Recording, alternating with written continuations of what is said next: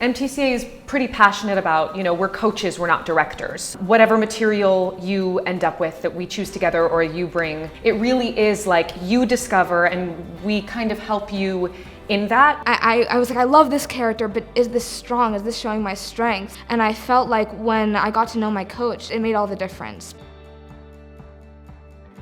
I think the fun thing about working on monologues is that we're all are working, right? Like we're all out there doing it. And it's like fun to like figure that out with them together and see the different stages and steps that they're taking.